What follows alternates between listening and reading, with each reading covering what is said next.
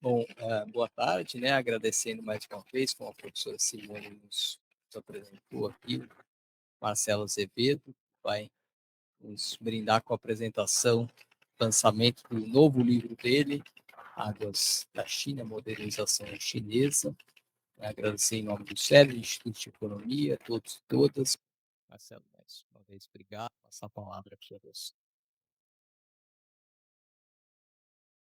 Obrigado, Roberto, pela oportunidade. Vamos aqui dar início aqui à programação. Vamos lá. Vai abrir ali. Águas da China, modernização chinesa. E por que Águas da China? Primeiro, porque é interessante saber isso. O que é Águas da China para os chineses? Na verdade, os chineses trabalham de forma muito metafórica. Então, para eles, as finanças são como as águas que precisam chegar a todos os locais para que a prosperidade floresça. Essa fala aqui é de um CEO de um banco chinês. A relação de construção de desenvolvimento com o sistema financeiro. É comum em todos os documentos chineses esse tipo de colocação, de metáfora. Bela China é uma construção muito constante nas publicações dos chineses, relacionada, inclusive, principalmente a Confúcio. Né? Vamos um pouquinho mais. Modernização chinesa para o mundo. O processo de modernização que eu chamo é exatamente a 14º Plano Quinquenal. Tá? E eu separo em atuação externa e interna dessa modernização chinesa. Primeiro eu falo da grande forte campanha que os chineses têm feito de internacionalizar a sua moeda, inclusive como processo de disputa hegemônica com os Estados Unidos, que isso é um fato inegável. Para a gente ter uma ideia, hoje a moeda estadunidense não representa 50% das reservas internacionais dos países. É um dado importante a gente dizer isso. Né? A ampliação do BRICS, isso aqui é importante, um fato que muito pouca gente aborda. A China assinou um acordo de parceria regional ampla com a ASEAN, com os países do Sudeste Asiático e com os países como Japão, Taiwan, Coreia do Sul. Estão configurando o maior bloco econômico do mundo. Isso quase não se aborda mais, quase não se vê na literatura. É o maior bloco econômico do mundo, fruto, inclusive, do afastamento dos Estados Unidos da disputa local. Os governos, Trump principalmente, aquela história de América para os americanos, etc., na política internacional, eles se retiram de vários espaços. A Aliança Transpacífica e tudo mais, os chineses ocuparam o espaço e assinaram esse acordo em 2022, que é um marco. Né? Se você pensar que países como a Coreia do Sul e o Japão geralmente estão na área de influência estadunidense, é um processo bastante interessante. Né? A criação do CIPS, que eu acho que é importante, como alternativa ao SWIFT, que o CIPS, na verdade, ele é só um aprimoramento do que os chineses já vinham fazendo. O Banco da China, por exemplo, que é o mais internacionalizado dos bancos chineses, ele já operava, pelo menos há 3 anos atrás, online, com 110 moedas, coisa que o SWIFT não faz. Então, o Banco da China foi, na verdade, precursor desse processo. Né? Vamos lá. Uma questão, a entrevista está meio longa. Vamos lá. Uma outra questão que eu acho que a gente precisa abordar na política internacional chinesa é a iniciativa de Silk Road. Também no Brasil é muito satanizada por total e completo desconhecimento. A iniciativa de Silk Road, para a gente ter uma ideia, é a maior iniciativa de infraestrutura global, possivelmente da história da humanidade. Ela engloba uma iniciativa que mobilizou 1,9 trilhões de dólares nos últimos 12 anos. 3.000 projetos, 150 países envolvidos. E que envolve 14 setores econômicos. Desde a agricultura até a indústria, tecnologia, tudo que a gente pode imaginar, os chineses financiam através da iniciativa de Silk Road. Né? E de onde é que vem esse dinheiro? Primeira pergunta, né? Vem do fundo da iniciativa de Silk Road. E qual é a origem desse recurso? As reservas internacionais da China. A China usa amplamente suas reservas internacionais para financiar os seus projetos. que se aqui no Brasil seria uma heresia, na economia ocidental seria uma heresia. A China não. Até porque as reservas internacionais chinesas são ascendentes. Não tem a flutuação que tem a nossa, por exemplo. Né? E é importante dizer, os chineses propõem ao mundo uma nova ordem internacional, sob outros valores, sob outros princípios.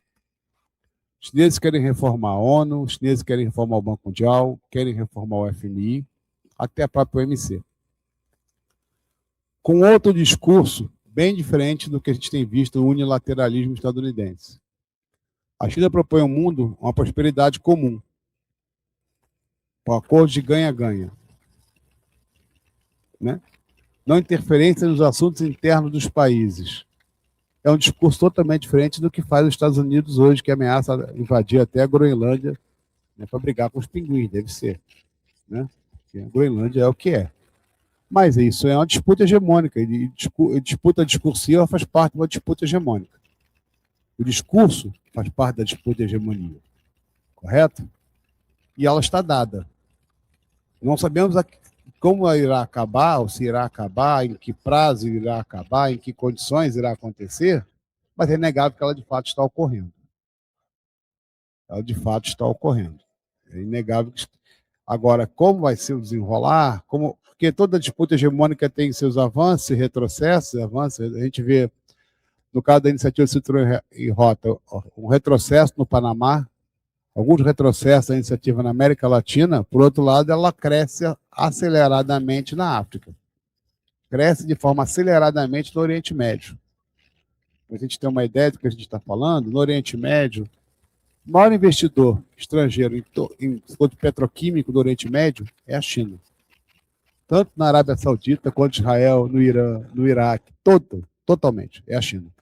A China é dona, inclusive, de grande parte da Aramco, que é a maior refinaria de petróleo da Arábia Saudita.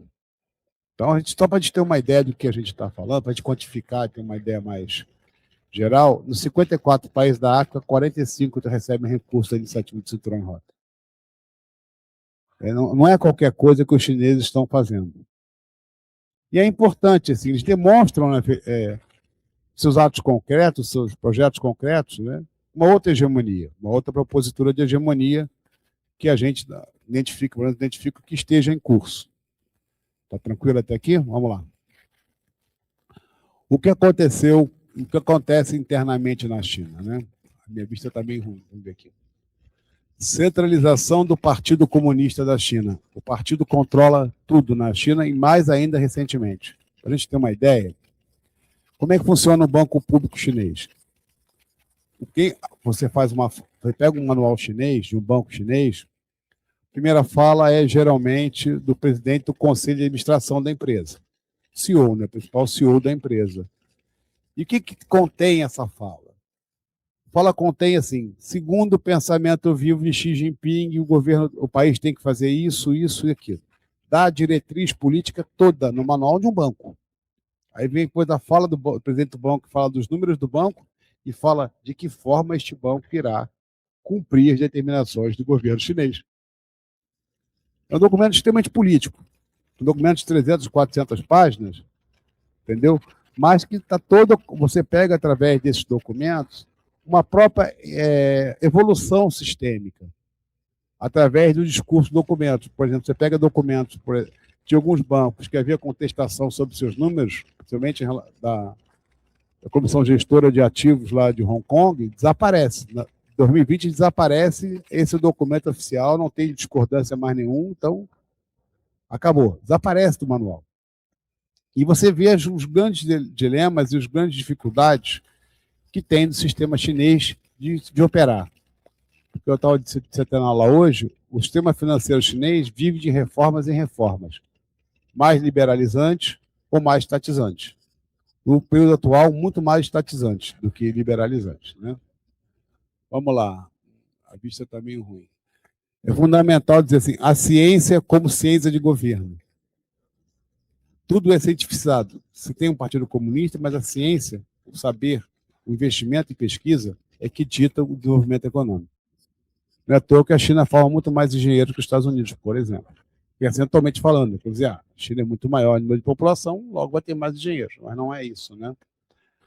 Uma outra coisa que é importante a gente falar, os chineses vivem agora uma fase de uma nova urbanização das suas cidades. O pessoal já fica efetivamente deslumbrado, né? A gente pega uma foto de Shenzhen, que era Shenzhen nos anos 80, que é Shenzhen hoje, eles estão reformando de novo a cidade, as 1000 maiores cidades e as 1000 maiores vilas. Não só para o seu próprio funcionamento dessas localidades, mas também para transformá-las em unidades mais ecologicamente sustentáveis. Todos os projetos da nova urbanização chinesa têm espaços específicos para a ecologia. Há toda uma preocupação de que você faça com novas construções ecologicamente sustentáveis, muita energia renovável, e o tratado dos esgotos e essas coisas todas de forma sustentável. Quer dizer, o que a gente está vendo hoje vai ser passado na cidade chinesa daqui a 10 anos. Das 1000 maiores cidades e vilas. Nós sabemos o tamanho, né, efetivamente, que tem uma cidade chinesa. As grandes passam dão 2, 3 São Paulo, né? A gente tem um outro detalhe importante nesse processo todo. Está ruim, peraí. Opção pelo crescimento qualitativo e não quantitativo. O que é isso? Os chineses não querem medir só quanto o PIB deles cresce, mas quanto de valor agregado tem no crescimento desse PIB. Quanto tecnológico esse PIB se transforma. É uma mudança importante. E não se incomoda de crescer 2, 3%, desde que esteja em setores que eles consideram estratégicos, de alta tecnologia, de alta ciência, porque a China vive hoje, efetivamente, nesse atual período histórico do 14º e agora 15º plano quinquenal, a criação de uma, segundo os chineses, né, de uma moderna sociedade socialista baseada na ciência, na inovação e na tecnologia. Então, essa temporada tende a terminar em 2035, onde eles pretendem caminhar, abrir a outra temporada, que é se transformar na referência mundial, né, na indústria, na tecnologia e nas finanças. Estou falando de 2050, nós estamos falando daqui a 25 anos, efetivamente, né? Uma outra coisa importante a gente dizer, há um novo processo de revitalização rural na China. Já é mecanizada, mas eles querem criar formas de cada vez mais encadear sua agricultura e cada vez transformá-la a ser mais ecologicamente sustentável, sem a utilização de pesticidas e outros insumos que são considerados poluentes. E mais que isso, os chineses também querem começar a se tornar exportadores de comida. Estou gripado. É importante a gente dizer isso. Uma outra questão que eu acho que é importante a gente abordar, que há um padrão, a China inaugura um novo padrão de dupla circulação, em que ela busca integrar suas empresas nacionais com as suas empresas que têm atuação internacional. E aí no livro eu falo com mais detalhes, os valores investidos, encadear todas essas indústrias, para poder, inclusive, internacionalizar muitas delas. E você tem investimentos vultuosos em micro e pequenas empresas consideradas estratégicas que produzem produtos considerados de nicho, inovadores, para se encadear nos grandes circuitos internacionais da economia chinesa. É chamado por padrão de dupla circulação, que é uma inovação chinesa. Os chineses cada vez mais estão integrados, cada vez mais organizados para poder promover seu desenvolvimento. Né? É importante a gente dizer isso. Né? Uma coisa que eu acho importante a gente dizer nesse processo aqui, há uma mudança no padrão de consumo da população chinesa. Recentemente, tem a mudança nos dois lados. Você tem lá a reforma do lado da oferta, foi identificado uma insuficiência de oferta na economia chinesa, e aí o governo investiu pesadamente em reformar o lado da oferta da economia. E no lado da demanda, é interessante aí, principalmente uma questão bastante econômica e cultural. Os chineses hoje estão consumindo cada vez mais proteína animal, cada vez menos vegetais. Estranho, né? Porque é uma questão cultural. Não, também foi diretriz do governo, para que a população chinesa passe a consumir mais proteína animal do que vegetal. Interessante essa a mudança cultural milenar, se tratando, né, da China como a gente a conheceu através da história, né? E uma outra coisa que eu acho que é importante a gente destacar é que os chineses, aí nos últimos 2 anos, Xi Jinping, eu te falo muito isso, tem dito para seus planejadores o seguinte: vamos usar mais como referência nossas próprias experiências do que as teorias ocidentais. Nós já temos experiências econômicas e sociais produzidas por nós que devem servir de referência, e não mais pegar partes da cientificação ocidental como referência ou buscar a aplicabilidade, tá, das teorias ocidentais à China. Vamos construir a partir do nosso próprio saber, valorizando a experiência, né, a construção do socialismo, características próprias, né, chinesa. Pode ter relação também com a guerra tecnológica que tem com os Estados Unidos, isso, né? Guerra nas fronteiras tecnológicas. Vamos lá? Tranquilo até aqui? A vista aqui também é ruim. É que eu estou com longe ali. Vamos lá. Quem financia o desenvolvimento chinês? Como é que ele se banca? Essa é a primeira coisa que a gente tem que... A gente está falando de águas das finanças, né? Tem 4 grandes fundos de investimento. O Ruijin, o Huitong e o Butwood. E o Fundo de Iniciativa de Cinturão em Rota. Todos 4 supridos diretamente pelas reservas internacionais da China. Tem 5 grandes gestores de ativos. 5. No Brasil, mais comum, apareceu agora, né? Da Caixa, do Banco do Brasil. Os chineses já têm isso desde o início do século XXI. Os 5 grandes gestores de ativos deles, né? 8 grandes bancos direcionados do Estado, 8 grandes financiadores, e eles têm natureza diferente entre bancos políticos e bancos públicos. E qual é a diferença fundamental entre uma coisa e outra? Porque muita gente não aborda isso. O banco político trata o Banco do Desenvolvimento, o Banco do Desenvolvimento Agrícola da China e o Banco da Importação e Exportação da China. São instituições que não têm atuação comercial. O capital é 100% estatal. É interessante. Eles só fazem a política pública. Diferente do que eu chamo de banco público, são aqueles que também são bancos direcionados pelo Estado chinês, mas que têm atuação comercial. Não, os políticos não. O Banco da Importação e Exportação, eu vou mostrar banco a banco, né? É pedra fundamental na expansão da geopolítica da China. Ele que financia as grandes obras no exterior, dentro da iniciativa de Cinturão em Rota, 3.000 obras, né? Tem 1.650 bancos de desenvolvimento regionais e provinciais. Começaram como joint venture, no início dos anos 90. Você tem 1.650 bancos estaduais, municipais, provinciais, cantão, vila. Então, você faz com que toda a possibilidade de financiamento esteja em todo o território chinês a qualquer tempo. Uma capacidade impossível do Ocidente hoje concorrer. O que é interessante, vou falar com mais detalhes, como é que esse sistema todo é montado no tempo. Isso foi montado pelo Estado, configurado pelo Estado chinês, né? Esses são os 9 grandes bancos nacionais de política pública: o Banco Agrícola, o Banco da China, o Banco da Construção da China. Os que estão sublinhados são os bancos políticos, né? O Banco de Exportação e Importação, Comunicações, Comércio e Indústria, e Banco Postal. Interessante, só o Banco Postal tem, acho, 40.000 agências. Uma ideia que a gente podia implementar. Pensar no Brasil para o nosso correio, ser um banco postal.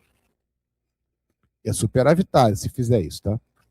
Por isso que não quiseram, né? Superavitário é bom a gente dizer, fazer assim, as comparações possíveis e necessárias nesse debate sobre a própria característica do instrumento. O que a gente pode aproveitar deles? O que a gente pode, de certa forma, introspectar nas nossas próprias experiências? Esses são os 9 grandes bancos, né, chineses, nacionais chineses. Aí uma outra coisa que a gente precisa dizer, você tem na aula, né? Os bancos, isso aqui é um pequeno comparativo entre o tamanho dos bancos por ativos totais. Nós vamos descobrir o óbvio. Não é óbvio para todo mundo, né? 4 entre os 5 maiores bancos do mundo por ativos são chineses. 6 dos 12 maiores bancos do mundo são chineses, por ativos.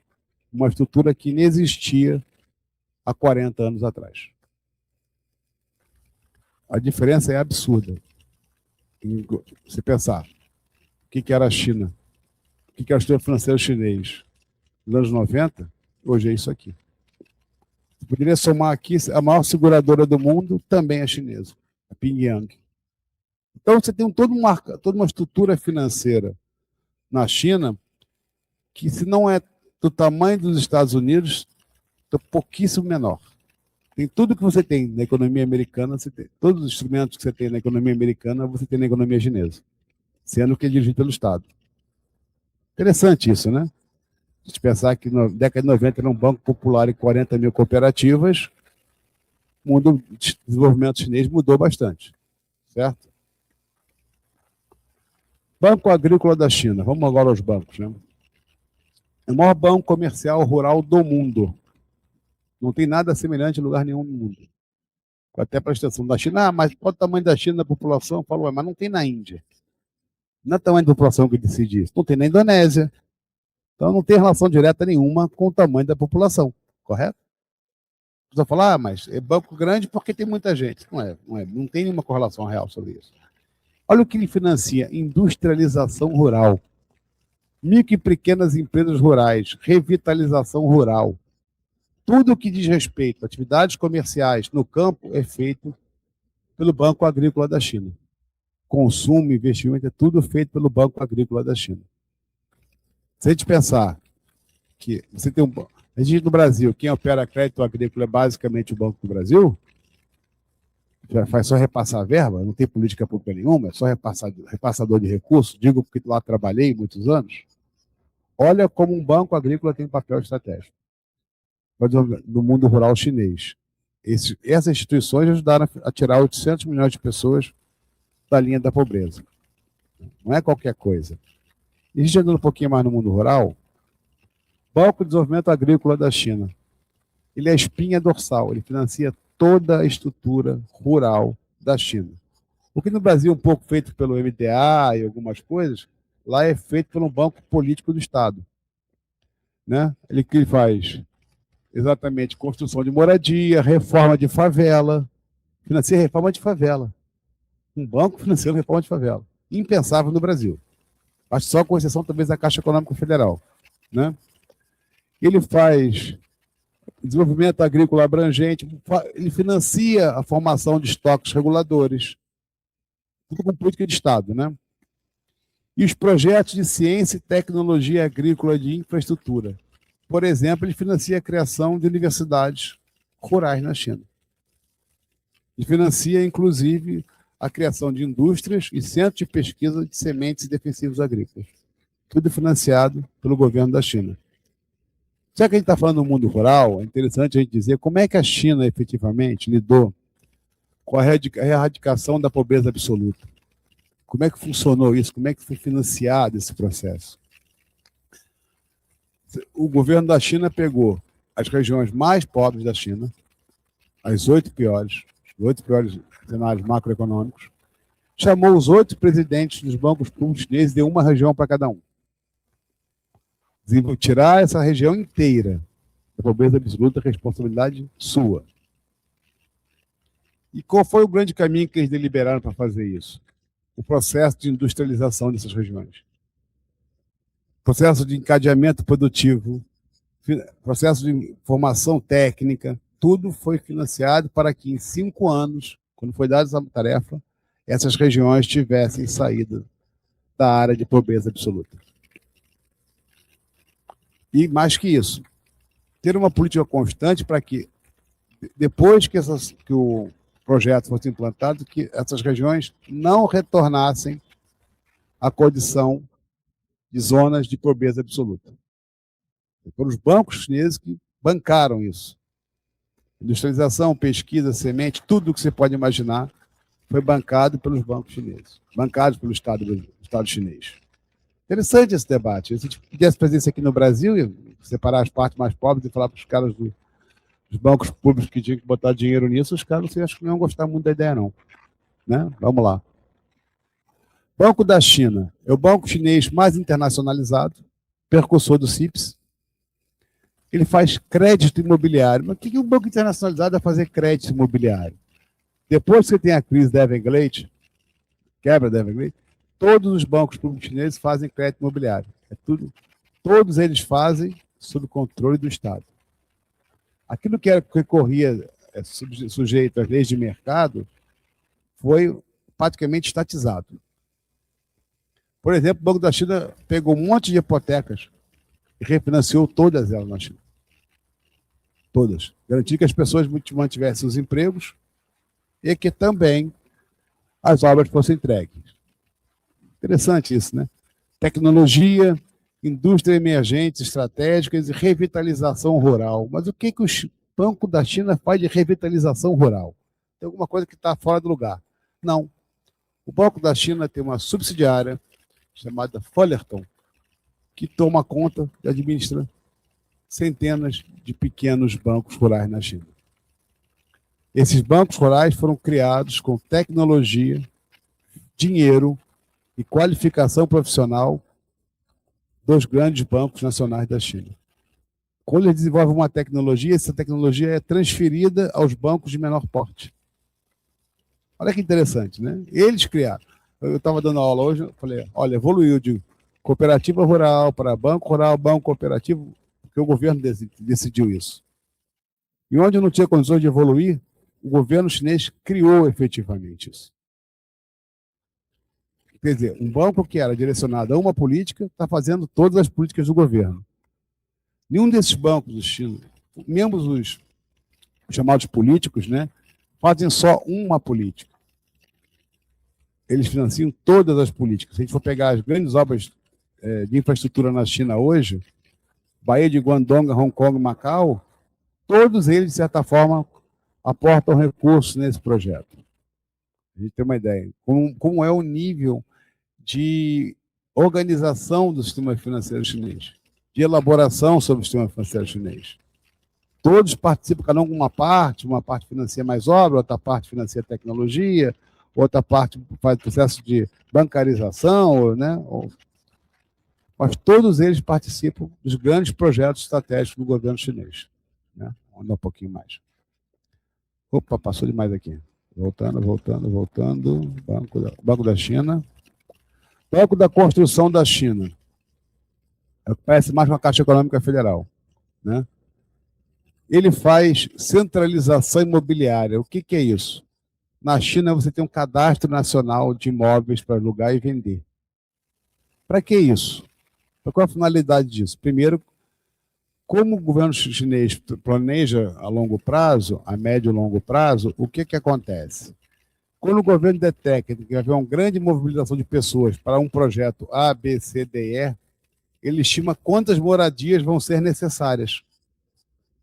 E se antecipa, financiando a construção dessas moradias. Para evitar que exista o quê? O processo de favelização. Ou que exista um processo de especulação imobiliária sem precedente. O nível de elaboração. Então, por isso, de certa forma, ele evita a especulação. Como diz Xi Jinping, né? Casa é para morar, não é para especular. Isso é uma frase, né, bastante vinculada de Xi Jinping. Olha como. Então, todo o setor que era majoritariamente submetido à lógica de mercado se submete à lógica do Estado. O que eu digo, as reformas podem ser mais liberalizantes ou podem ser mais estatizantes. Elas ocorrem o tempo inteiro. Para o mercado ou para o Estado, conforme o processo. Financiamento inclusivo, microcrédito, indústrias emergentes estratégicas, inclusive de defesa. Como é que todos os bancos, de certa forma, participam de tudo, né? Revitalização rural e financiamento de tecnologia. A China é o país que mais investe percentualmente em tecnologia do mundo. Para eles criarem essa nova sociedade socialista deles, baseada na ciência, inovação e tecnologia, tem que ter um negócio chamado dinheiro.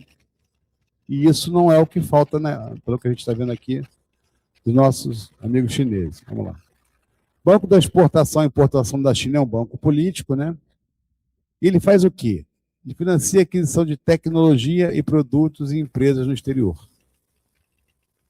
Tanto é que, recentemente, na Europa, proibiram que os chineses adquirissem algumas indústrias de ponta. Esse banco aqui, por exemplo, que é responsável pela aquisição de marcas de automóveis europeias pelos chineses. Inclusive a Geely, que adquiriu a Volvo. A Geely, que deve chegar agora, ela comprou a Volvo com o dinheiro do Banco da Importação e Exportação da China. O navio da BYD que chega aqui, a gente vê o navio da BYD, O porto foi financiado pelo Banco de Importação e Exportação. A mecanização também. A atualização dos estaleiros chineses para ter capacidade de produzir barcos como esse, também financiado pelo Banco de Importação e Exportação. A China hoje, eu até falei na aula, ela é capaz de produzir quase todos os tipos de navios que os Estados Unidos produz, desde porta-aviões até navio de cruzeiro.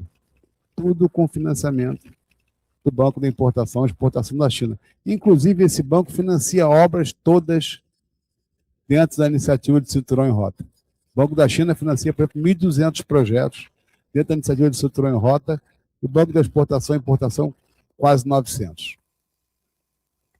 Olha o tamanho da máquina de fazer política que isso é.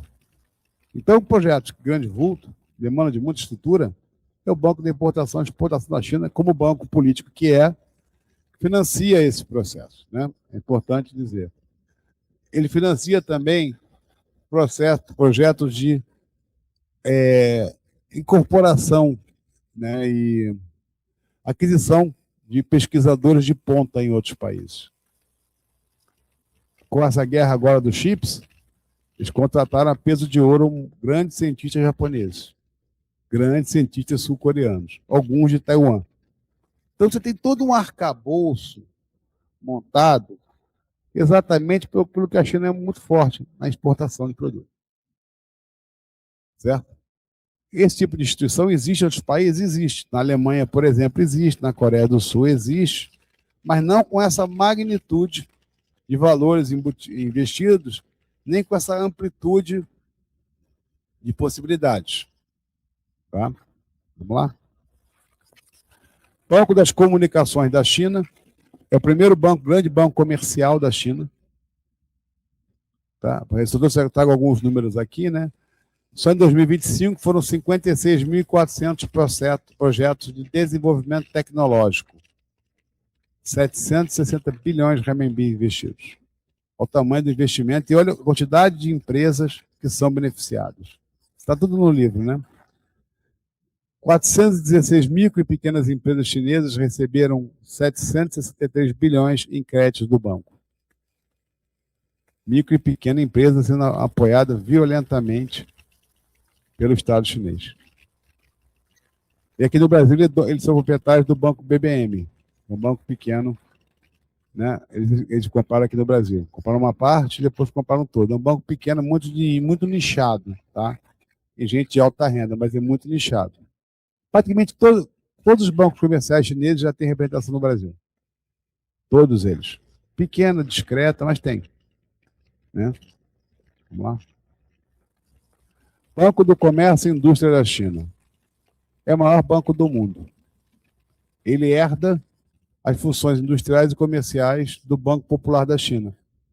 Quando o Banco Popular da China deixa de exercer funções comerciais, elas são todas transferidas para o Banco do Comércio e Indústria da China. Por isso ele é o maior do mundo em ativos. Vão dizer, mas é a China, mas é o tamanho. Fala, se você pegar qualquer estudo presente sobre os bancos por ativos globais, você não vai ver nenhum banco da Índia, você não vê nenhum banco da Indonésia, não vê. Interessante que o pessoal desmistifica um pouco esse debate, né? Que efetivamente, porque é grande porque é a China. Não, é grande porque houve decisão política de ser grande. Né? Financia grandes projetos, né? Manufatura avançada, fabricação de chip, tudo que está na vanguarda tecnológica, os bancos chineses estão à frente, financiando e não estão medindo valores. Nós pegamos na obra mostra, tem investimentos anuais na casa de 1,5 trilhão de RMB. 1,5 trilhão.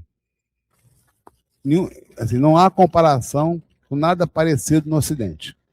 Nada que a gente possa fazer um parâmetro de investimento tão pesado do Estado através de seus bancos públicos do que os chineses, né? E outra coisa que eu acho interessante, Standard Bank na África, o que é isso? Era um banco inglês, presente na África. Foi comprado pelos chineses e é o braço de desenvolvimento chinês na África. Ele financia projetos de desenvolvimento em mais da metade dos países africanos.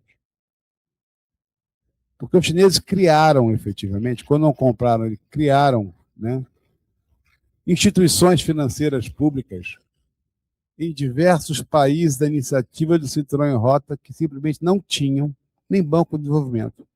Na África, principalmente, não existia nenhum instrumento capaz de financiar o seu desenvolvimento nacional.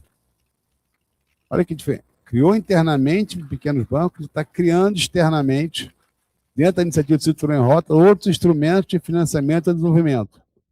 De forma multilateral, a gente pode citar a criação, né, do Banco Asiático de Infraestrutura, Investimento em Infraestrutura, capital chinês. Presidência do banco chinês. Banco Asiático de Desenvolvimento, quem é o maior sócio? O governo da China. Então, a China está exportando também a sua expertise financeira. Os gestores desses bancos são todos formados no Banco Popular da China, à luz da experiência chinesa. Isso é uma disputa ideológica. Quando o pessoal fazia formação à base do mercado e ia fazendo nos Estados Unidos, agora faz na China. E financia uma coisa que muito pouca gente aborda, a transição energética. A China tem mais rápida transição energética em termos de valores investidos. E chega a um nível de detalhamento interessante, quando você vai falar exatamente da transição energética, a setorização dessa transição. Eles setorizam a transição em tempos diferentes. São 50 setores diferentes, cada um com sua própria temporalização. Tantos anos para poder, por exemplo, deixar de usar combustível fóssil, tantos anos para aplicar reformas ecológicas, 50 setores da economia passam por essa reforma energética. 50 setores. A economia é quase toda chinesa. Visando a redução automática, né, do uso de combustíveis fósseis, que é bastante considerado. Inclusive, a China tinha parado de financiar projetos ligados a petróleo e gás dentro da própria China em 2021. Tinha parado também, por causa da guerra na Ucrânia, de investir em projetos petroquímicos na Rússia. E tinha, de certa forma, reduzido também, dentro da iniciativa do Cinturão em Rota, investimento em projetos de envolvência em combustíveis fósseis. Com a guerra do Irã, aumento da tensão do Oriente Médio, os chineses suprimiram essa restrição. Então, voltaram a investir muito mais em petróleo e gás do que a transição energética diante da conjuntura. Interessante isso. Não é que parou, mas inverteu-se os sinais das prioridades entre a iniciativa de transição energética e pragmática existência da China. É importante a gente dizer isso, né? Então, você vê assim, um conjunto de instituições extremamente poderosas, extremamente preparadas. É interessante como é que faz a formação do pessoal nos bancos da China, estou até contando na aula hoje. Acabou o Congresso do Partido Comunista, desce para o Conselho de Estado. O Conselho de Estado desce para órgãos reguladores. Todos os gestores de nível médio e alto são chamados do Banco Popular da China para fazer um curso sobre o pensamento vivo de Xi Jinping sobre qualquer coisa. Todos. E detalhe, não são todos de banco público, não. De todas as instituições financeiras da China. Agir para que hajam com um corpo só. Hajam num caminho só. Nada parecido aconteceu nesse país, acho que nem nos Estados Unidos nem nada. Então, assim, eles fazem com que o sistema se mova para cá e para lá, de uma forma ou de outra, de forma unificada. Com esse poder de fogo financeiro, cara, esse desenvolvimento não é por falta de capital que esse desenvolvimento não vai ocorrer. Certo? É interessante a gente pensar nisso, até para a gente pensar... Existe uma relação, claro, a gente sabe, entre sistemas financeiros modernos e desenvolvimento. Isso já está consagrado na economia. Mas a gente vê funcionar efetivamente a partir de bancos do Estado é uma novidade. Claro, a gente pode pegar Gershon Kron lá atrás, pode pegar outras experiências, né, mais antigas, mas dessa forma organizada, sincronizada, não conheço. Pode ser que eu esteja enganado, mas não conheço. E mais que isso, são bancos que têm, inclusive, auditoria das grandes consultorias, auditorias do mundo. Desde que a China entrou na OMC, os seus bancos são obrigados a passar pelas grandes consultorias. E os números são aprovados por todas as consultorias, que não teriam nenhuma boa vontade em querer aprovar a idoneidade dos bancos chineses. Não teriam nenhuma boa vontade, até porque as consultorias diziam que o mundo estava lindo e maravilhoso em 2007, e nós vimos o que aconteceu no mundo lindo e maravilhoso em 2007 na economia global. Né? Ninguém dizia que aquele negócio ia explodir em 2007, explodiu. Então, eu acho que assim, isso permite aos chineses não só financiar o seu desenvolvimento, mas internacionalizar os seus bancos. A atuação dos seus bancos cada vez mais se internacionalizar. Quando você tem a assinatura do acordo de parceria regional ampla, por exemplo, a primeira medida foi os chineses instalaram agências de seus bancos em todos os países que fazem parte do acordo. Todos, inclusive no Japão. Na Coreia já tinha, mas ampliar no Japão, na Coreia do Sul, Taiwan, etc. Singapura. Né? Então, é uma parte da projeção de poder da China, a projeção do poder financeiro. Também é uma projeção de poder financeiro. E a gente tem vivido um processo de concentração de poder. Você tinha, na verdade, a Comissão de Regulação Bancária, você tinha a Comissão de Regulação Securitária, a Comissão de Regulação de Mercado de Capitais e a Comissão Reguladora, né, de Divisas. Elas foram se fundindo, uma estrutura única hoje de regulação financeira. Então, ou seja, o Estado apertou. Havia alguns ensaios no início dos anos 2000 de autorregulação e tudo mais, tudo acabou. Isso tudo acabou. Tudo é o Estado que regula, a ordem vem de cima, cumpre, não se discute.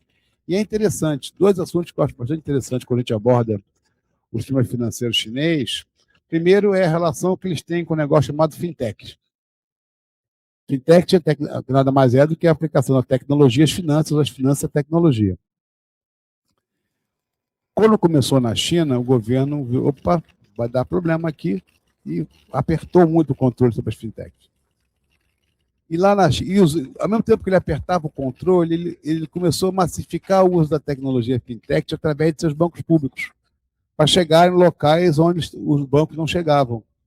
Então, tem um papel realmente efetivo de desenvolvimento. Você pega um documento do Banco Mundial de 2020, né, fala maravilhas das fintechs, que vai baratear o crédito, que vai acessar o crédito, que etc., vai liberar a concorrência, aquela cantilena toda que a gente conhece, né? 2020. 2021, isso é um outro documento do Banco Mundial, cuidado com esse negócio de fintech que está dando problema. Por exemplo, que, na verdade, grande parte delas fica fora das fronteiras nacionais, logo fora da regulação nacional. Elas podem induzir prejuízo aos consumidores, aos estados, aos empregos. Assim, são 5 elogios e 25 críticas, inclusive sobre o poder de regulação do Estado. Então, a China regulou e controlou. E os chamados, então, recentemente, tem controlado os chamados riqueza virtual, que os chineses chamam, e proibiram o Bitcoin. Criptomoeda só do Estado. Vou falar um pouco de Bitcoin, tem um livro muito interessante sobre isso, as criptomoedas, né? O que é um Bitcoin, na verdade? Qual é a origem? Né? A gente sabe, o Bitcoin ganha força e volume a partir da crise de 2007, 2008. E o grande teórico da Bitcoin vai ser um grego chamado Andropoulos. Andropoulos dizia o seguinte, olha, nós vamos criar um ativo aqui que não tem intervenção dos governos, não tem controle dos estados, não tem taxação. Isso é o sonho de qualquer criminoso, vamos combinar, né? Bitcoin é um sonho de... E mais que isso, não nos interessa a fonte dos recursos, está lá escrito. Mas, mais que os governos queiram, por mais que tenham que taxar, queiram regular, quem vai decidir o preço é o mercado. 2007, 2008, quando o mundo inteiro entrava em crise por um sistema financeiro desregulado, eles queriam mais desregulação.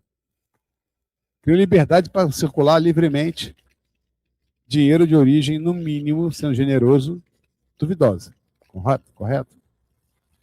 As pessoas não notam isso. Não, Bitcoin sobe e desce, mas o Bitcoin, por exemplo, não tem garantia do fundo garantidor de crédito. Não tem nenhum controle. Se vocês olharem a regulação, agora melhorou bastante, do Banco Central sobre fintech, o governo apertou bastante, eu vi, era a regulação de uma empresa de tecnologia, não era a regulação numa instituição financeira. Não era. Foi montado para não ser regulado. Pra você ter uma ideia, eu tive lendo a regulação do Banco Central do Brasil, e você só fiscalizava aquelas que movimentassem mais de 5 milhões num período tal. Era festa, abre fintech, fecha fintech. Os chineses acabaram com isso. E uma coisa que é interessante a gente dizer, que aqui não está muita apresentação, mas eu acho que é importante dizer, o mercado acionário chinês é muito diferente do nosso. Interessante. O mercado chinês, além de ações preferenciais nominativas, ele divide as ações entre ações A e ações H. Ações A são aquelas que ficam em bolsas dentro da China. Ações H, aquelas que estão em Hong Kong ou estão no exterior. Todas as ações de controle geralmente ficam nas bolsas nacionais da China. E são nominativas. De controle. As preferenciais ficam nas bolsas lá fora. E entre as preferenciais é interessante notar numa movimentação mais recente, né, existem muitos fundos soberanos de países da cinturão em rota investindo nos bancos da China. Então, além de exportar capital, ele começa também a atrair capital. É um processo, então, uma via de mão dupla, né? Então, está constituindo um grande centro financeiro na China, em Xangai. Outra coisa que eu acho paradoxal, quando a gente fala em sistema financeiro chinês e outras coisas, a gente vai olhar alguns mapas de crescimento do mundo, aí alguns economistas que eu acho que não conhecem história nem geografia, separam assim, crescimento da China, crescimento de Hong Kong. O que me conste, Hong Kong é China de volta desde 1999. Para mascarar a coisa, né? Crescimento de Macau, crescimento de Hong Kong e crescimento da China. Que eu saiba, é tudo um país só. Vamos separar aqui, que é o crescimento de São Paulo, aqui é o crescimento do Ceará. É quase a mesma coisa. Então é a falsificação da história. Entendeu? Tem gente que engole essas coisas, né? Hoje em dia a internet, como dizia antigamente, papel aceita qualquer coisa, a internet hoje também aceita qualquer coisa, inclusive essas besteiras da economia, né? Vamos dar um pouquinho mais. Banco de Desenvolvimento da China, que é o grande BNDES deles. Olha que interessante, o BNDES deles financia conservação de água, infraestrutura urbana. Você vendo como é que, de certa forma, os bancos financiam coisas que não são, teoricamente, da sua própria área de origem? Tem um estudo muito interessante, que é um estudo da sino-francês, da Associação Francesa de Desenvolvimento, com a Universidade de Pequim, que qualifica os bancos. Nós temos 551 bancos públicos no mundo hoje, por vários tipos diferentes. Tem aqueles que são flexíveis, aqueles que são financiamento agrícola, aqueles que financiamento de importação e exportação. Tem todo um arrazoado interessante, um documento da Associação Francesa de Desenvolvimento. Aí você nota o seguinte, os bancos chineses, sim, são instituições públicas de financiamento e desenvolvimento de um novo tipo. Elas podem ser todas flexíveis porque elas financiam mais de um tipo de processo. Só que elas são flexíveis, eu estou até construindo um artigo para a Simone sobre isso, eles passam a ser flexíveis, mas o principal foco se mantém original. Se a gente falar do campo chinês, o Banco Agrícola da China, o Banco de Desenvolvimento Agrícola da China, você poderia classificar tranquilamente como banco de desenvolvimento ligado ao setor rural, que é uma das qualificações da Associação Francesa de Desenvolvimento. Só que, como ampliou a gama de coisas, ele poderia ser enquadrado como flexível também. Mas o centro da sua atuação continua sendo rural. Olha que é uma avaliação de 2020 bastante ampla que eles fizeram. Então, nós temos uma nova tipologia de instituições financeiras de desenvolvimento na China. Um novo sistema financeiro chinês muito próprio, né? Banco Postal da China, 40 mil agências. Podia pegar o correio. Por que não transforma? Correio tem em tudo que é lugar. Banco não tem em qualquer lugar, mas correio tem. Ou não tem? Tem. Tem mais agências do correio do que agência bancária. Aliás, a agência bancária hoje em dia é uma espécie de extinção, né? Até de clientes rurais e urbanos. Por que o nosso correio não pode fazer isso? Abrir conta, fazer investimento. Pode tudo isso, podia ser feito com o nosso correio. E até porque quebraram o monopólio, tudo que dá dinheiro ficou para a iniciativa privada. O que é obrigação do Estado ficou para o correio. Vamos combinar, né? Ali, poupança, investimento, microcrédito, dotar o nosso correio de uma estrutura bancária. Teve isso com o Banco do Brasil, teve com o Bradesco, agora com a Caixa. Eu acho que se a gente pensar, ler direitinho, a gente pode fazer isso com o nosso correio. E acabar com essa lenga-lenga de, está dando prejuízo. Desculpe, dá prejuízo porque é obrigação do Estado. O Correio Americano também dá prejuízo. Né? Toda empresa estatal tem que dar lucro? Acho que não. Mas é uma ideia que a gente podia. É uma das ideias que a gente podia trazer para o Brasil. Eu acho que é bom estudar o sistema financeiro chinês, que nos abre uma quantidade enorme de ideias, de projetos que a gente precisa ter no Brasil. Não precisa, infelizmente, sem precisar fazer a revolução que alguns aqui sonharam, inclusive aqueles que vos falam. Entendeu? É uma coisa que a gente. Mas o problema é que esse assunto é satanizado no Brasil. Eu, quando comecei a escrever sobre, eu só tinha um documento em 2015. E não é satanizado. Então escreve-se coisas que aquilo lá é igual ao sistema americano, que é capitalismo de Estado e outras coisas que eu vejo escritas por aí.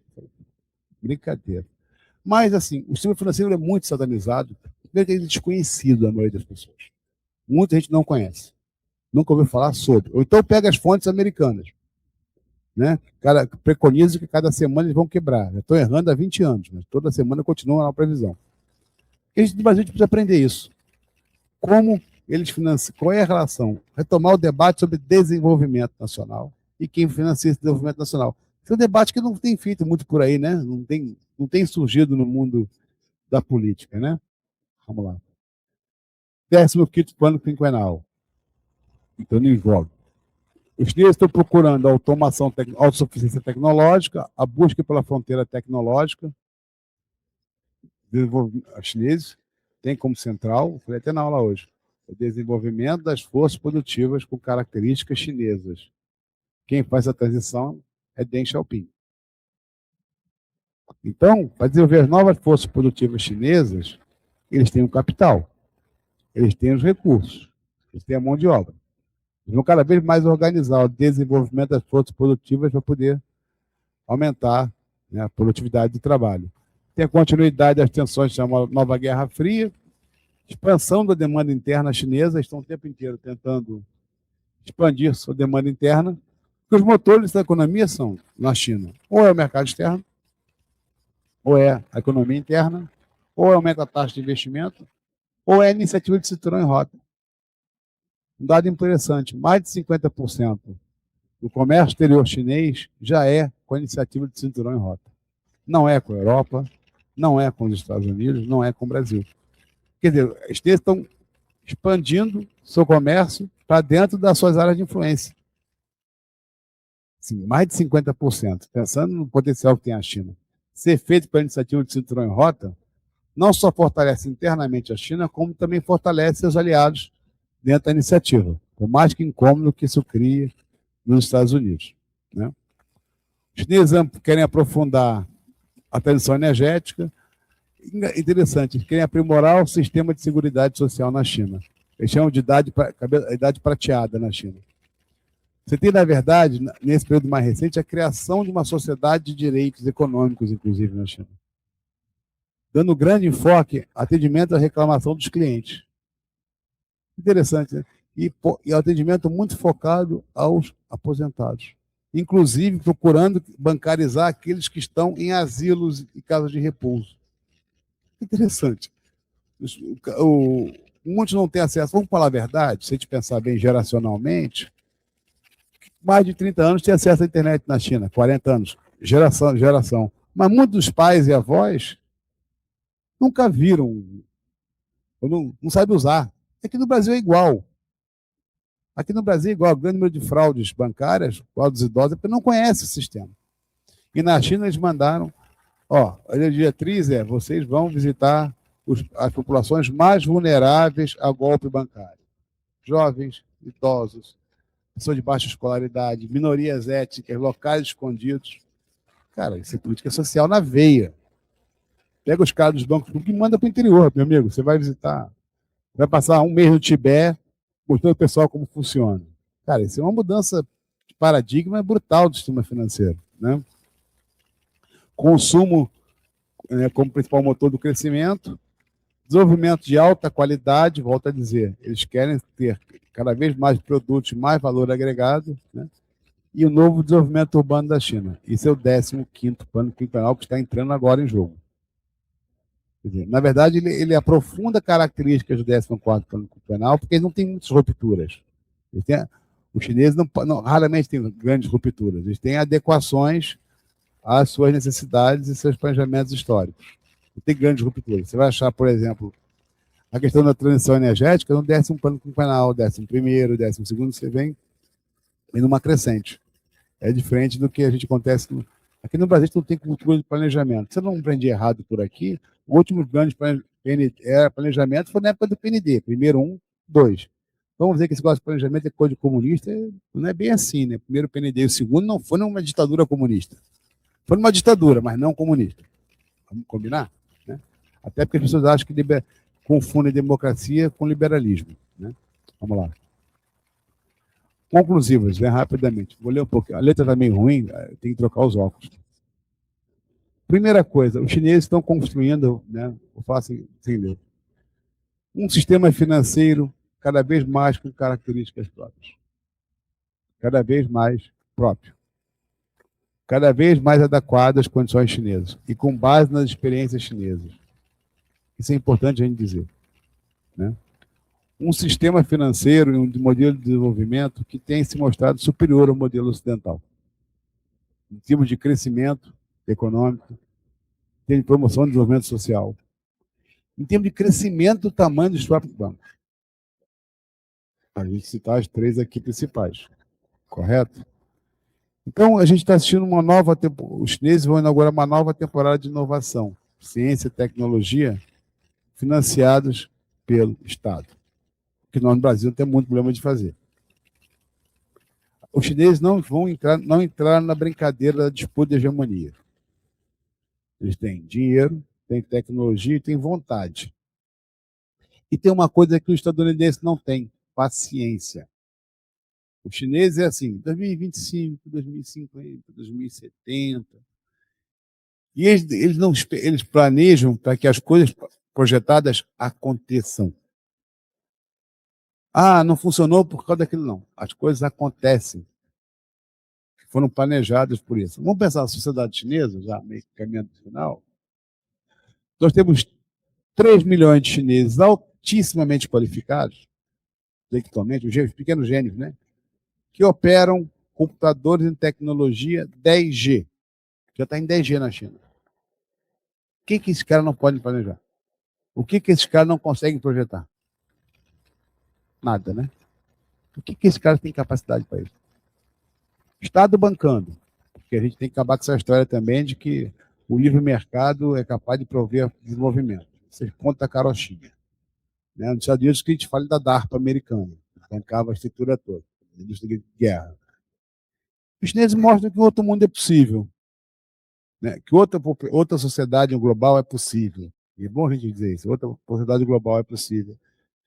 Para nós que pensamos diferente, né, do que pensa a hegemonia estadunidense, a China, para nós, nos serve como um objeto de discurso que nós tínhamos no passado, e dizer que a União Soviética tinha isso, a União Soviética tinha aquilo, aquilo outro.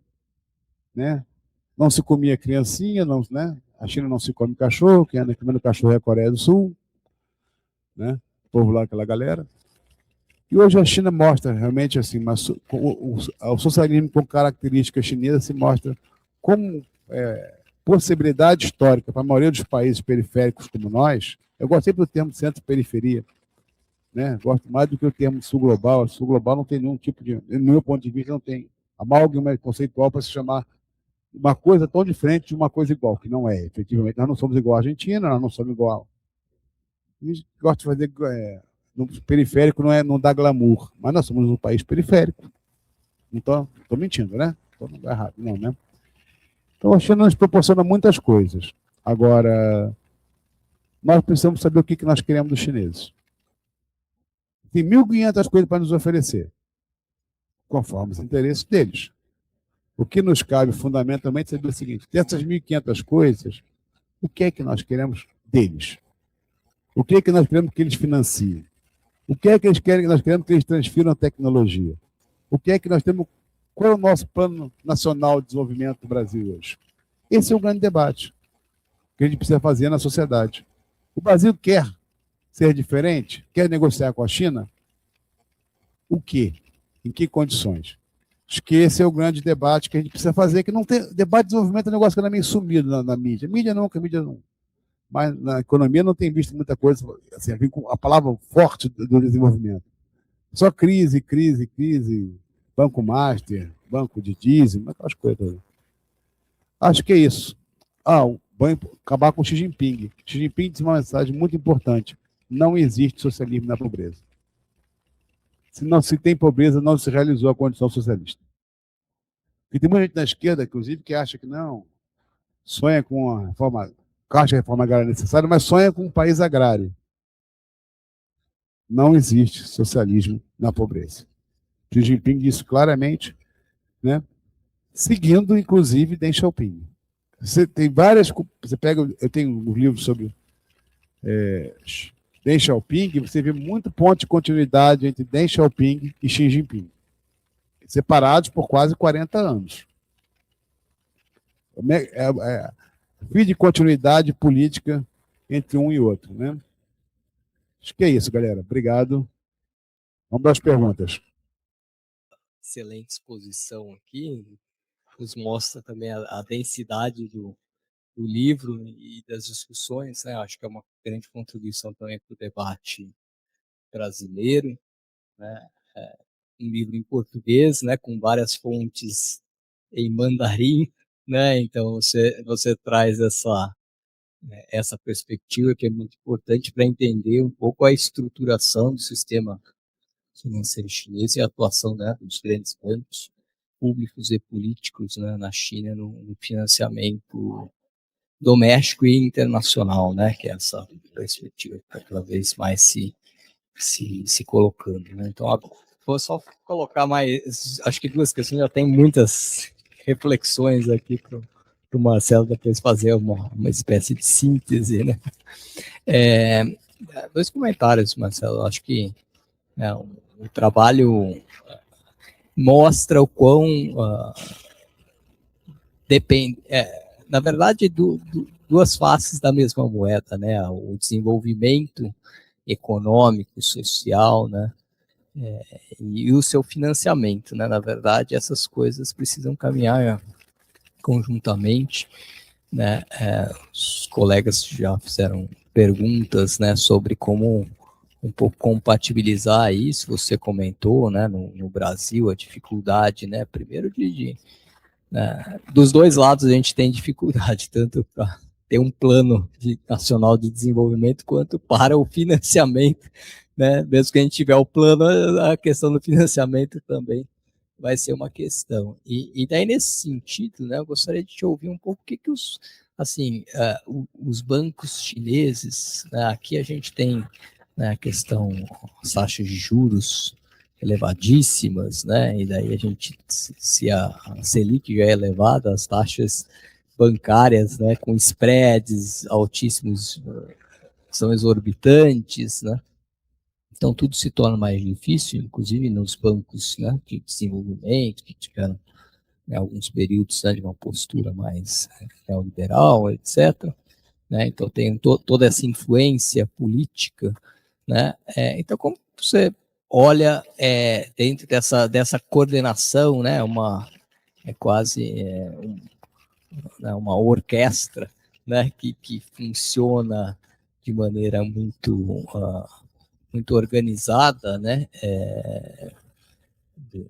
do topo, né, das orientações do Partido Comunista Chinês para as bases, seguindo objetivos de alcançar todas as camadas, né, sociais. Então, eu queria te ouvir um pouco, por exemplo, dessa questão, né, das taxas de juros cobradas por esses bancos. Eles têm uma política também coordenada? Como que isso é um pouco estabelecido, né? Dado que eles eram mais segmentados e passaram a, na verdade, atuar em vários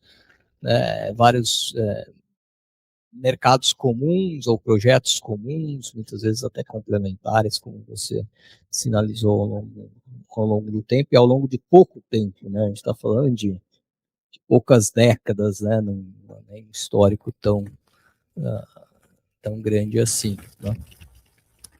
E a segunda questão é mais sobre sobre o o tema da digitalização, né? Porque a economia digital é algo que tem avançado também, né, junto com as outras coisas que a gente viu aqui, números impressionantes, né?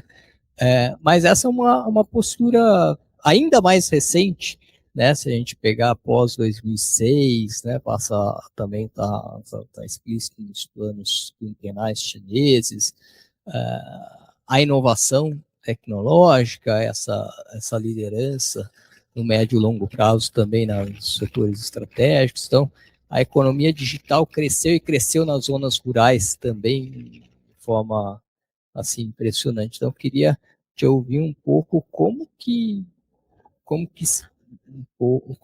essa articulação do sistema financeiro chinês permitiu essa rápida expansão, até porque os chineses, até não só no financiamento, mas até como meio de pagamento, né? Você falou das agências bancárias, mas lá não sei como tem se colocado esse movimento, um pouco de substituição também, então, de dados que os meios de pagamento são sobretudo digitais, né? Eles acho que até em relação aos ocidentais tem um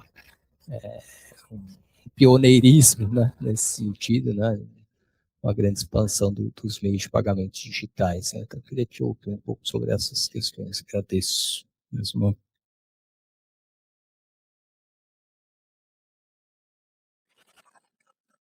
Vou tentar aqui responder de forma sucinta. Júlio, os bancos são estatais orientados ao mercado. Eles competem entre si. Competem pela clientela entre si, mas dentro de uma lógica definida pelo Estado. Até para poder ampliar a eficiência. Você está achando que tem vários bancos, tem várias empresas aéreas, você tem várias empresas de construção de navio, né? Se o que é melhor para desenvolver as forças produtivas é a livre concorrência em alguns setores, ela assim será. É o Estado que define. Aqui está o foco principal. Os bancos têm liberdade de disputar mercado, inclusive entre si, inclusive com os estrangeiros, que eles quase não tem mais. Então, eles assim, são estatais, porque têm propriedade do governo, mas agem referenciados no mercado para que ninguém fale assim, eu vou comprar taxa de juros a 5, outro vai cobrar 2, vai virar um caos. Então, esse processo de disputa de mercado é organizado pelo Estado. Entendeu? É referenciado no mercado, como diz o documento chinês, né? Deixa eu ver aqui, extras, internacionalização do sistema financeiro chinês. O que era o Laos antes da intervenção, do apoio chinês? O que era o Vietnã depois da guerra? O Vietnã exporta mais do que o Brasil. Vergonha nacional. O Laos hoje consegue exportar porque os bancos da chineses financiavam túneis, ferrovias e tudo mais para que o Laos fosse inserido no mercado internacional. Eles por si só, estamos falando de dois países que acabaram saíram arrasados no final dos anos 70 numa guerra. Laos, Vietnã, Camboja, aquela região toda do Sudeste Asiático, eles não têm instrumentos próprios de financiamento e desenvolvimento. É tudo financiado diretamente pelos chineses. Todos os projetos grandes. Porque ali naquela região passa uma das linhas da iniciativa de Cinturão em Rota. Então, financiar a infraestrutura nesses países é também contribuir com a expansão da iniciativa de Cinturão em Rota, inclusive para esvaziar a importância, por exemplo, do Mar Amarelo, do Mar do Sul da China, porque é uma área de extrema tensão. Então, ele internacionaliza, abrindo espaço na Europa, eles crescem na Europa Oriental, crescem na África, crescem no Oriente Médio, que também não tem banco de desenvolvimento de grande tamanho. Aí eles vão expandindo. África, América Latina nem tanto, porque tem aqui, temos uma elite que acha que mora em Miami. Acha que é Miami, então acha que está vivendo no Texas. Fazer o quê, né? Então, isso é uma realidade. Alguns casos de possibilidade de aplicação, que é uma coisa que eu acho extremamente interessante, que depende de decisão política. Quando o cara chega à presidência de um banco desse grande, ele já passou por diversas outras, da gestão de diversas outras instituições. desde um pequeno banco de cantão em vila, depois um banco cooperativo rural, ele vai para o...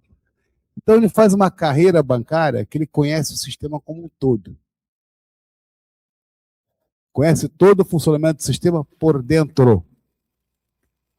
O que nós não temos no Brasil.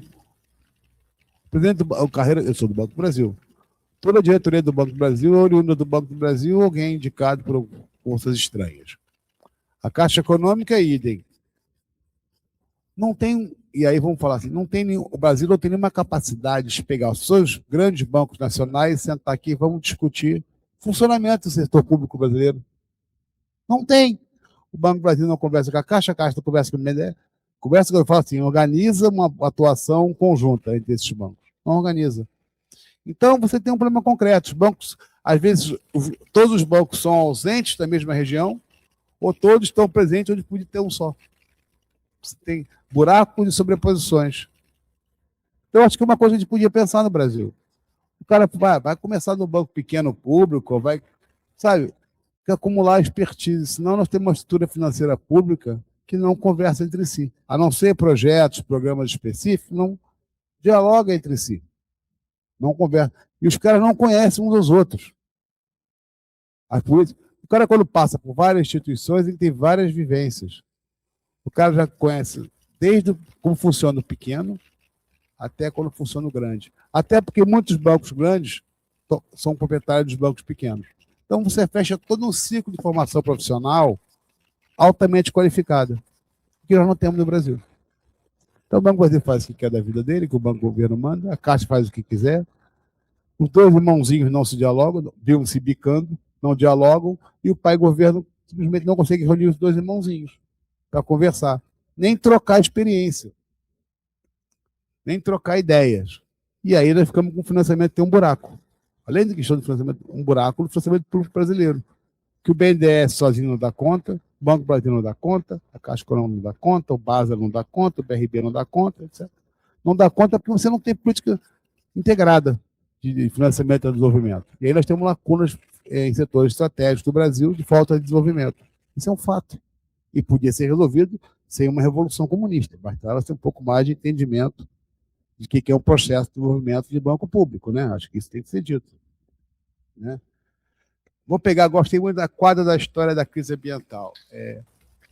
Nesse livro que eu escrevi, Águas da China tem um outro significado também. Os chineses entenderam que a atual forma de produção advinda da Revolução Industrial é insustentável para o planeta.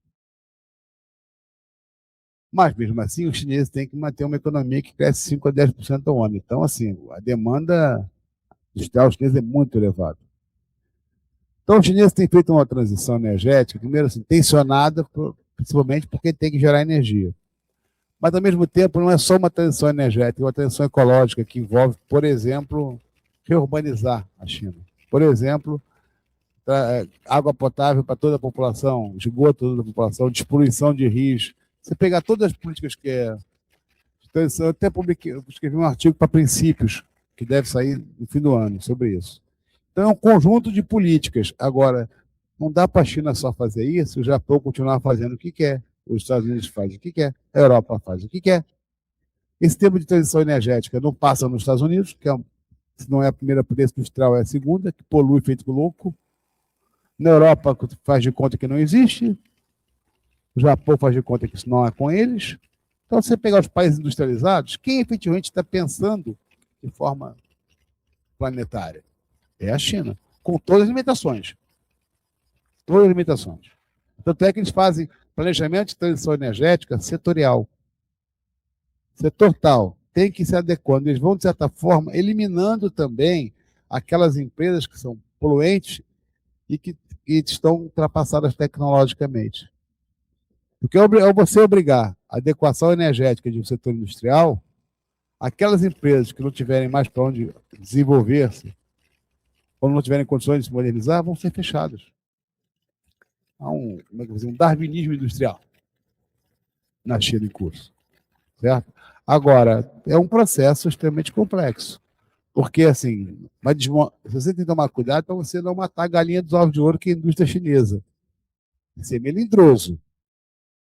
E assim, não dá para a gente dizer assim, nós vamos controlar a produção e consumo de combustível fóssil, né? Trocar por energia hidrelétrica. Quanto tempo leva para construir uma hidrelétrica?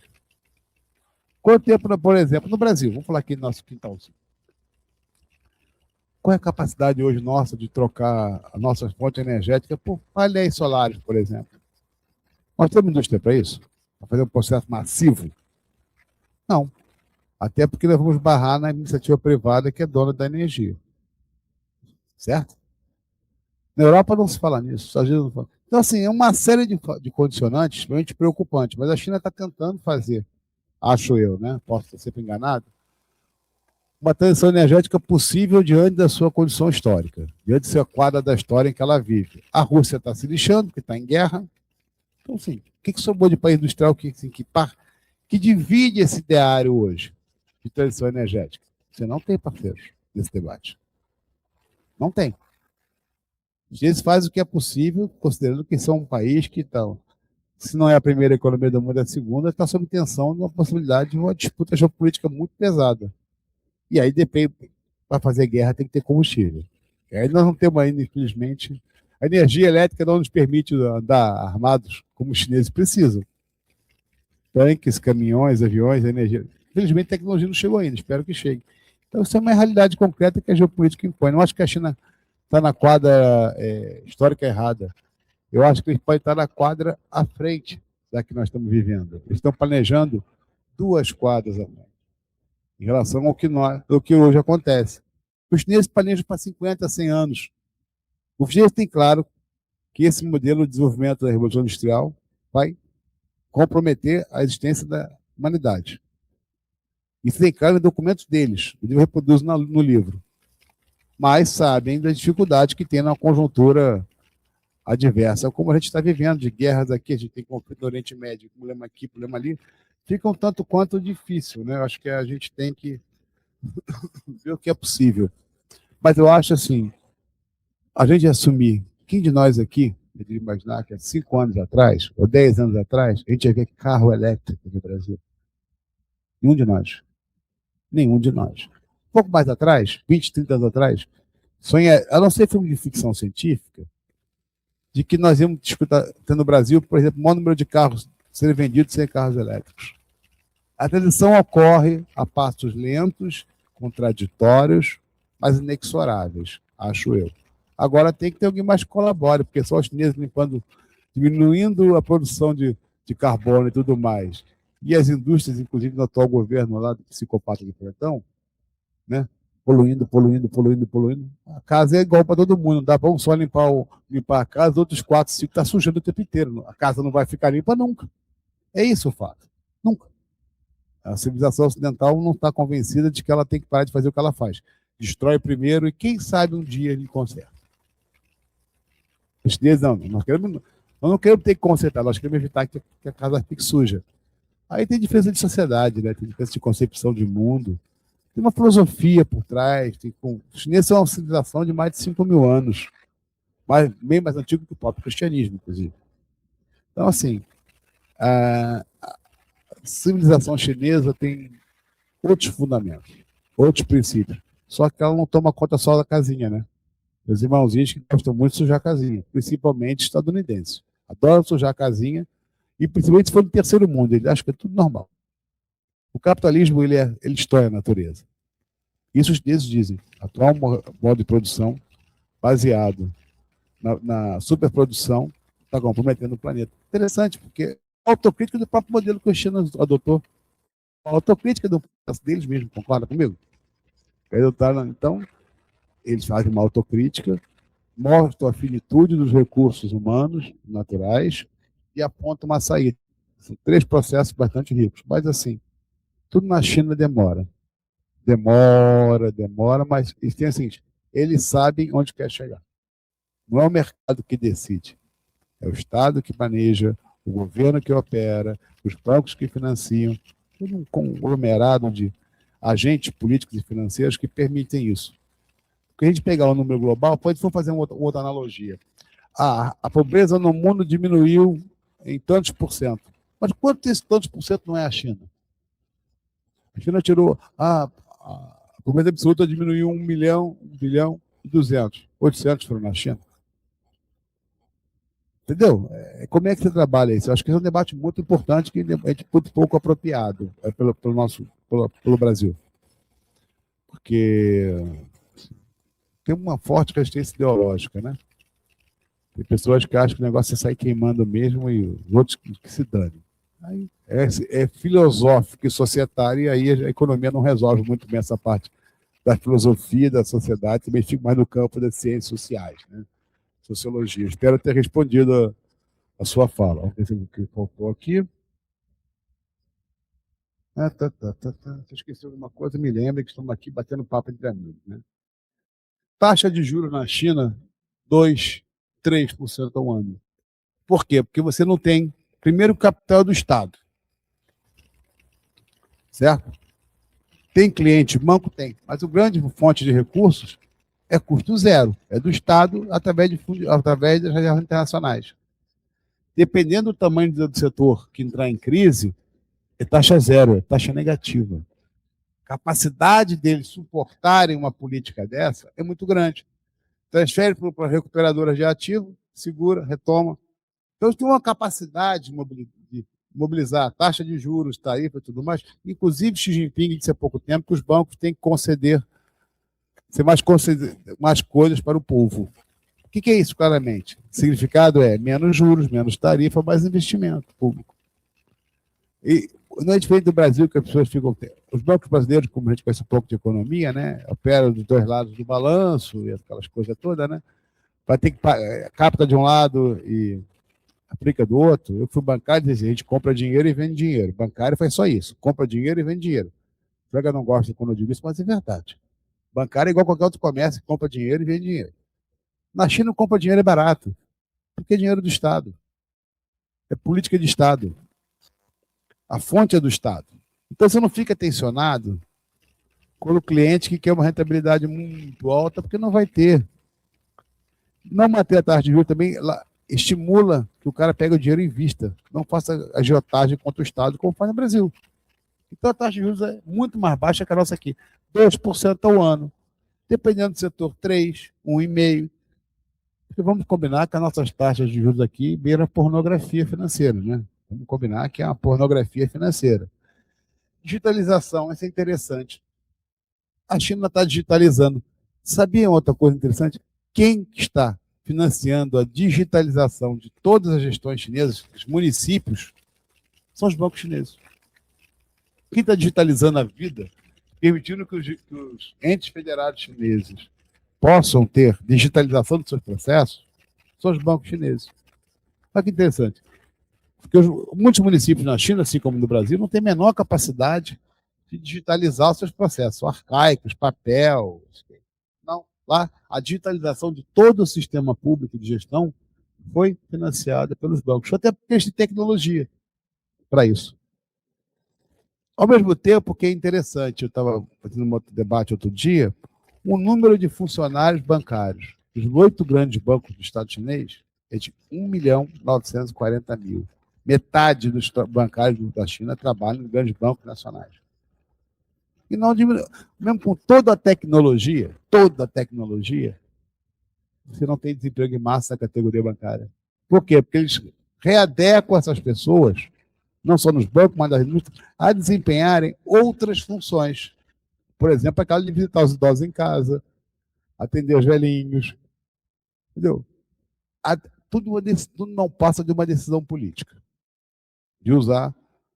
Você pega. Quer ver um fato engraçado? Eu moro no interior agora, moro na região dos lagos. Você tem muito mais cooperativas do que agências bancárias. Sabe por quê? Porque as pessoas estão ficando sem banco. Tem decisão política. E o Banco do Brasil está fechando tanta agência quanto o Bradesco, Itaú e Santander. Isso é uma decisão política ou não é? Porque não dá para você, um país como o nosso, achar que um sistema vai entender a demanda do cidadão que mora no Rio e São Paulo e a demanda do cidadão que mora no interior do Maranhão. Não dá para padronizar as realidades. Não dá para pasteurizar as realidades. Então, tudo passa por um processo de decisão política. Ser é anticíclico. Porque o Banco Brasil é procíclico. Se os bancos estão fechando a agência, eles também vão. Porque é um mito da digitalização. Isso é o bancário brasileiro. Nós estamos vendo aí quantas fraudes não tem nesse sistema virtual. E quem é que são as vítimas das fraudes? Igual na China. Os idosos, as pessoas com menor escolaridade, as pessoas que moram em regiões periféricas, as pessoas que moram em regiões isoladas. É o mesmo perfil. Tanto é que na China eles têm departamento dos conselhos de administração só para lidar com reclamação de clientes. Eles querem criar uma sociedade de portadores de direitos financeiros. Esse livro mostra muito bem isso. Então, é uma outra civilização. Tudo depende da política. Não dá para você dizer que a tecnologia vai resolver tudo, que a inteligência artificial não é nem inteligência nem artificial, é codificação de comportamento humano.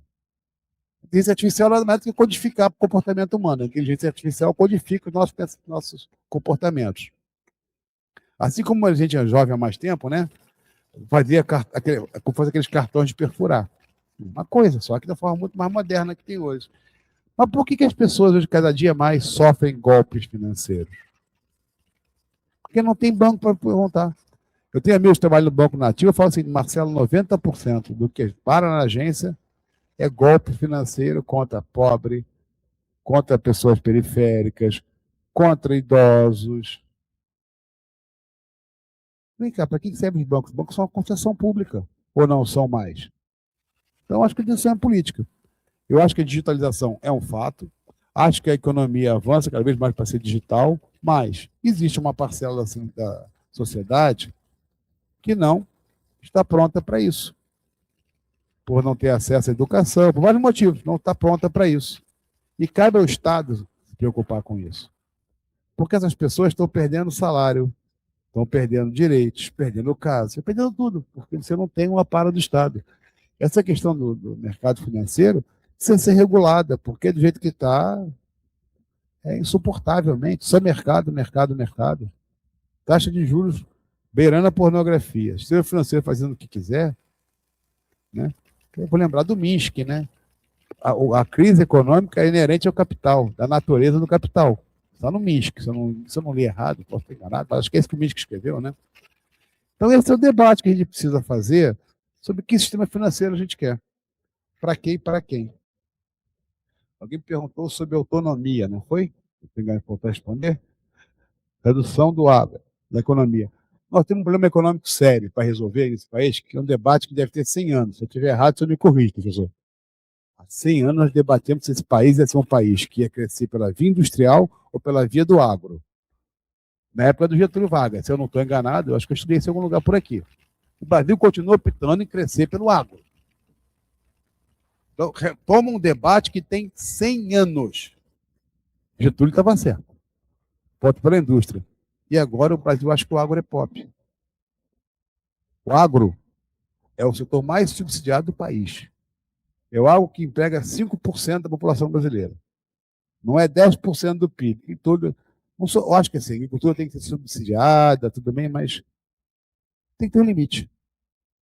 Tem que ter um limite. A coisa do jeito que está um absurdo, eles conseguem tudo. Então, eu acho que nosso processo de industrialização resolve um problema nosso econômico, resolve um problema nosso político. Quanto menos peso na economia tiver o agro, melhor para o país é. Nenhum país do mundo, nenhum, se desenvolveu sendo um grande exportador de commodity. Nenhum. Se eu estiver enganado, pessoal, só me corrige, né, se eu estiver enganado. Esse é o debate que precisa fazer. O agro é pop, mas para quem? Por que o agro tem tudo apoio da tecnologia e a agricultura familiar não tem? Isso é política. Por que o governo federal não financia trator em massa para os pequenos agricultores? Isso é política. Ou não é? Antes não financia placa solar em massa para os pequenos assentamentos. Isso é política.